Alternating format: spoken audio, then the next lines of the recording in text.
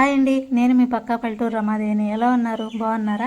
మీరందరూ బాగుండాలని కోరుకుంటున్నా. నేను చాలా బాగున్నా.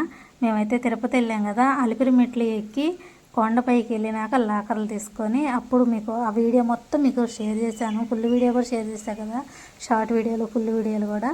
అయితే లాకర్ల దగ్గరికి వెళ్ళి లాకర్లు తీసుకొని అక్కడ తానాలు వేసేసి మేమైతే వరాహి స్వామి దర్శనానికి అయితే వచ్చామండి. వరాహి స్వామి దర్శనం చేసుకొని, అమ్మవారి దర్శనం చేసుకొని, వెంకటేశ్వర స్వామి దర్శనం చేసుకుంటే మన మొక్కుబళ్ళనే చెల్లుతాయి అంట. ఫస్ట్ సారి వచ్చినప్పుడు మాకు తెలియదు, రెండోసారి వచ్చినప్పుడు అయితే తప్పకుండా వరాహి స్వామి దగ్గరికి వెళ్ళినాక వెంకటేశ్వర స్వామి దగ్గరికి వెళ్ళాలని చెప్పి వరాహి స్వామి దర్శనానికి అయితే వచ్చాము.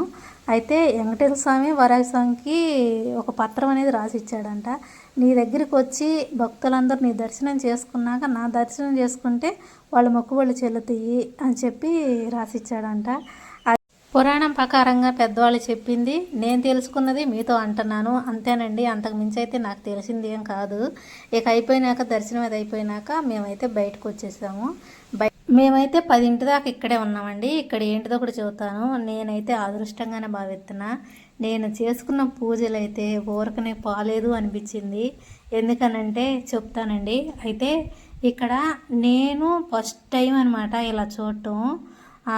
గజరాజులను అయితే ఇక్కడ దేవుని అంటే వెంకటేశ్వర స్వామిని గరుడు వాహనంలో ఊరేగిత్తా ఈ గజరాజులను అయితే ముందు నడిపిస్తున్నారు, వెనకాలేమో గరుడు వాహనం మీద స్వామివారిని అయితే ఊరేగిస్తున్నారు. నేనైతే టీవీలో చూస్తావేనండి, ఇలా అస్సలకి నేను డైరెక్ట్గా ఎప్పుడు చూడలేదు, ఇంత దగ్గరగా కూడా నేను అస్సలు చూడలేదు. కానీ ఎంతమంది జనం వచ్చారండి ఆ రోజు. గురు పౌర్ణమి రోజు గరుడు వాహనం మీద స్వామివారిని అయితే ఊరేగించారు. ఇక్కడ కోలాటాలు ఆడుకుంటా మళ్ళీ సేవ చేసేవాళ్ళు అందరూ ఎంతమంది ఉన్నారంటే చెప్పేది కాదు. నాకైతే భయం వేసింది కూడా అండి. ఎందుకని అంటారా, అక్కడ జనం తోసేసుకుంటున్నారు. ఇట్లా మెట్ల మీద ఒకళ్ళు అంటే మెట్లు ఇట్లా వరుసగా ఉంటాయి కదా, అలాగా నుంచొని అందరూ తోసేసుకుంటుంటే ఒకళ్ళ మీద ఒకళ్ళు పడ్డామంటే అసలు ఒక్కళ్ళం కూడా మిగలమేమో అనిపించింది. అంత భయం వేసింది నాకు. అంతమంది జనం వచ్చారు. నాకు పిల్లలదే భయం వేసిందండి. ఎక్కడ పడిపోతారో ఎక్కడ నెట్టేస్తారో అని చెప్పి పిల్లల్నే కాసుకొని అయితే ఉన్నాను. మా అమ్మాయిని అయితే గట్టిగా పట్టుకొని ఉన్నాను. ఇంకా మా అబ్బాయి అయితే ముందుకెళ్ళాడు అనమాట. ముందుకెళ్ళి వీడియో తీయాలి అని చెప్పి పట్టుదలతో పాపం ముందుకెళ్ళాడు. జనం అంతా తోస్తున్నా కానీ అటు ఇటు నెట్టుకుంటా అయినా సరే ముందుకెళ్ళిపోయాడు. ముందుకెళ్ళిపోయి వీడియో తీశాడండి. అదే ఆ జనంలో నేను తీయటం అయితే అసలు తీసేదాన్ని కాదు. ఎందుకంటే నాకు దేవుని చూడటమే సరిపోయింది. ఇంత అదృష్టం కలిగిందా నాకు, ఇంత అదృష్టమా అనిపించింది. దేవుని నేరుగా ఇంత దగ్గరగా నేను చూడగలుగుతున్నానా, ఇది నా నిజమా కళ అనిపించింది నాకైతే ఆ ఒక్క క్షణం కూడా.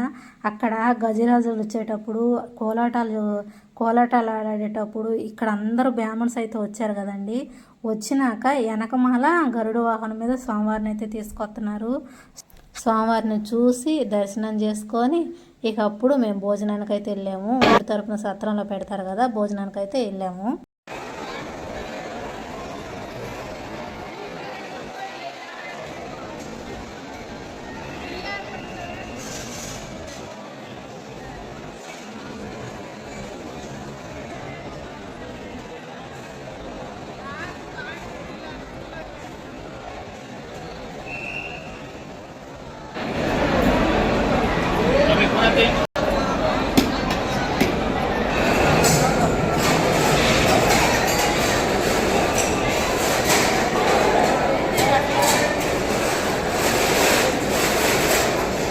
స్వామివారి దగ్గర పెట్టిన భోజనం అయితే తిన్నాము.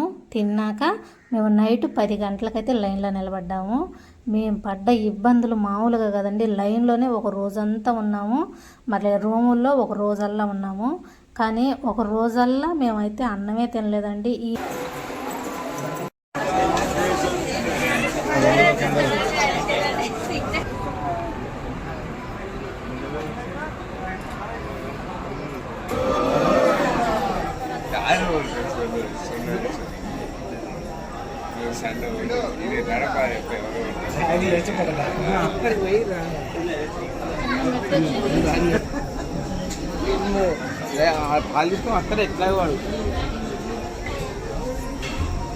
నైట్ 10 గంటలకు లైన్లో నుంచుంటే తెల్లారగట్ట 5ంటికి రూమ్లోనైతే వేసేసారండి. అందరినీ ఈ రూమ్లోకి అయితే నెట్టేశారు.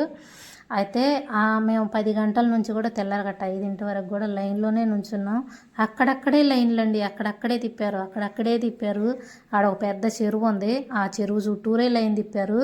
వెంకటేశ్వర స్వామి అన్న మధ్యలో ఉంటే బాగుండి అనిపించింది నాకు. ఎందుకంటారా, ఆ చెరువు చుట్టే ప్రదక్షిణలు చేసాం. ఆ వెంకటేశ్వర స్వామి చుట్టూరు లైన్లు పెట్టినా బాగుండు, ఆ వెంకటేశ్వర స్వామి చుట్టూరు అన్న ప్రదక్షిణలు చేసినట్టు కొంచెం ఆ ఫీలింగ్ అన్నా ఉండేది. ఆ చెరువు చుట్టే తిప్పారు లైన్లో. లాస్ట్కి వచ్చేసరికి 5 గంటలకు తెల్లారగట్ట ఈ రూమ్లోనైతే వేశారు. ఈ రూమ్లో నుంచి మళ్ళీ లైన్లో కాసేపు ఆ రూమ్లో నుంచి బయటికి పంపించారు. లైన్లోకి పంపించినాక మళ్ళీ ఇంకొక రూమ్లో వేశారు. ఇక్కడ నుంచి మనకి ఫోన్ అయితే ఉండదు. ఇక్కడ మనకి అంటే మనం కాలినడకతో వెళ్ళాం కదా, ఫ్రీ దర్శనం, కాలినడకన వెళ్ళాం కాబట్టి మనకి ఇక్కడ ఒక టోకెన్ ఇస్తారు. ఈ టోకెన్ తీసుకొని మళ్ళీ ఫోన్ కూడా పెట్టుకొని టోకెన్ అయితే ఇస్తారు. మనకి ఇక్కడ నుంచి మనకి ఇక ఫోన్ అయితే ఉండదు అన్నమాట. ఇలా ఫోన్ ఉన్నంత వరకు అయితే వీడియో తీసాము. జనం చూసారా ఎంతమంది జనం ఉండారో, ఫుల్ జనం ఉండారండి. లైన్లో నుంచి రూమ్లోకి పంపించినాక 4 గంటలు అయితే ఉంచారు రూమ్లో. తర్వాత మళ్ళీ కొద్దిసేపు లైన్లో నిలబెట్టినాక మనకు టోకెన్ ఇచ్చేసి తర్వాత మనకైతే ఇక ఫోన్ ఎవరు, ఇక అక్కడ నుంచి వీడియో అయితే తీయలేదు. మళ్ళీ అక్కడ నుంచి 10 దాకా మేము లైన్లోనే నుంచున్నాము. మళ్ళీ 10కి తీసుకెళ్ళి మళ్ళీ రూమ్లో వేశారు. రూమ్లో వేసండి, ఇదిగోండి అదిగోండి అని చెప్పి అసలుకి నిజంగా అండి డోర్లు తీస్తారేమో గోయిందా అంటే పద్దాకులు లేకపోవటం, మళ్ళీ తీయట్లేదని చెప్పి కూర్చోవటం. అలాగా నైటు 10 దాకా, పగలు 10కి రూములో అయితే మళ్ళీ నైట్ 10 దాకా మేము రూమ్లోనే ఉన్నాము. అయితే మాకు అక్కడ భోజనానికండి ఆ టోకెన్ చూపించి బయటికి వెళ్ళే సంగతి అయితే మాకైతే తెలియదు. ఇంకా టీవీలో చూపెడుతున్నారు, వేస్తున్నారు, కానీ మాకు తెలియక, మాకు అర్థం కాక మేము అంతే మెల్లకుండా ఊరుకున్నాం. అయితే మధ్యాహ్నం అన్నం భోజనం పెట్టారు. భోజనం పెడితే అక్కడైతే నేను ఇక మొహం అది కడుక్కోక, నేను మొహం కడుక్కుంటేనే టీ అయినా తాగుతాను, అలాంటి దాన్ని భోజనం ఎలా తినా చెప్పండి. అలాగా పక్కననే పేస్ట్ వెళ్ళి కడిగి వచ్చే లోపలనే భోజనం అందరూ తీసుకున్నారు. అయిపోయిందనమాట, భోజనం అయిపోయింది. మేము వెళ్ళి మొహాలు కడుక్కొని మళ్ళీ రూమ్లోకి వచ్చేసరికి సర్లే అని చెప్పి మళ్ళీ మధ్యాహ్నం నుంచి కూడా అండి సాయంత్రం 5 దాకా అలానే ఉన్నాం. టిఫిన్ లేదు, అన్నం లేదు, ఏమీ లేదు, అలానే ఉన్నాం. కనీసం ఏదైనా బిస్కెట్ ప్యాకెట్లు కూడా మేము తీసుకొచ్చుకోలేదు, అలానే కూర్చున్నాం. పిల్లలు కూడా అండి పాపం ఆకలి అవుతుందని కూడా అనలేదు, అంత ఇబ్బంది పడ్డాము. సాయంత్రం 5 గంటలప్పుడు ఒక్కొక్కరు వెళ్ళిపోతున్నారు రూమ్లో నుంచి. రూమ్ అంతా ఖాళీ అయిపోతుంది, ఎక్కడికి వెళ్ళిపోతున్నారు ఈ జనం అని చెప్పి మా ఆయన కనుక్కుంటే ఇట్లా స్లిప్ చూపిస్తే మనకి బయటికి పంపిస్తారు అన్నాక అప్పుడు అమ్మయ్య అనుకొని అక్కడికి వెళ్ళి అడిగినాక అప్పుడు రూమ్ తాళాలు తీపించుకొని బయటికి వెళ్ళి ఆ టోకెన్ ఒక్కొక్కరు ఎవరి టోకెన్ వాళ్ళమే చూపించి బయటికి వెళ్ళామండి. బయటికి వెళ్ళి అప్పుడు భోజనం చేసి మళ్ళీ 7కి ఏమో రూమ్లోకి వచ్చాము. నిజంగా చాలా కష్టం అనిపించింది. స్వామి ఎంత కష్టం అనిపించినా ఆ లైన్లో నుంచి స్వామివారిని చూసుకుంటూ దగ్గరికి వెళ్ళే లోపల ఆ కష్టం అంతా ఏడిపోద్దో తెలియదు. అసలు కష్టం అనిపించదు. స్వామివారిని చూడగల ముందు గోయిందా గోయిందా గోయిందా అంటూ ఆ స్వామివారిని చూసుకొని బయటకు వచ్చేస్తాము. అంత సంతోషంగా అంత కష్టంగా వెళ్తాం కదా, ఆ కష్టం అసలు అనిపించదు అక్కడ. ఆ స్వామివారిని చూడంగానే అంత మైమర్చిపోతాం అనమాట. ఆ బాధ అంతా ఎటు వెళ్ళిపోద్దో కూడా తెలియదు. ఇంకొక విషయం అండి, మా అబ్బాయిది కూడా పుట్టినరోజు అనమాట. మాకు దర్శనం నైట్ 12 గంటలకు అయింది. అదే లైన్లో స్వామివారి ఎదురుగా నుంచొని మా అబ్బాయికి పుట్టినరోజు శుభాకాంక్షలు చెప్పాను.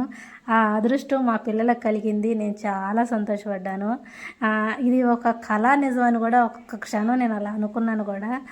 మా అబ్బాయికి అలా పుట్టినరోజు శుభాకాంక్షలు చెబుతుంటే చాలా సంతోషపడ్డా. స్వామి నీ ఎదురుగా మా అబ్బాయికి పుట్టినరోజు శుభాకాంక్షలు చెబుతున్నాను, ఇంతకన్నా అదృష్టం నాకు ఏం కావాలయ్యా స్వామి అని చెప్పి కళ్ళంపు నీళ్ళు వచ్చేసినాయి నాకైతే. దర్శనం అయిపోయినాక ఇక్కడ దీపారాధన చేసాము. దీపారాధన చేసి కొబ్బరికాయలు కొట్టేసాము. అయితే ఇక్కడ దీపారాధన అందరూ చేస్తున్నారు కదండి. ఈ వెలుతురులో మళ్ళీ నైట్ 12 గంటలప్పుడు చుట్టూరు చీకటి, మధ్యలో గోపురం లైటింగు ఎంత అందంగా కనపడుతుందో. తిరుపతి అంటే నైటే చూడాలి అనిపించింది నాకు, అంత అందంగా కనపడింది. అక్కడ చుట్టూరు లైటింగ్ కానీ గోపురాలు కానీ అంత అందంగా కనపడ్డాయి అనమాట. నాకు పగల కన్నా నైటే బాగుంటుందండి.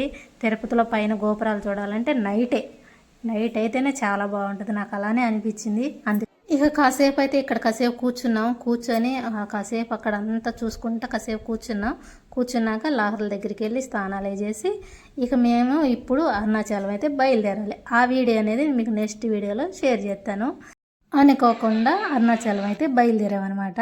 శివయ్య దగ్గరికి వెళ్ళి దర్శనం చేసుకొని బయలుదేరాము. నెక్స్ట్ వీడియోలో మీకు షేర్ చేస్తాను కదండి. వీడియో నచ్చిందని అనుకుంటున్నాను. నచ్చితే కనుక లైక్ చేయండి. కొత్తగా నా ఛానల్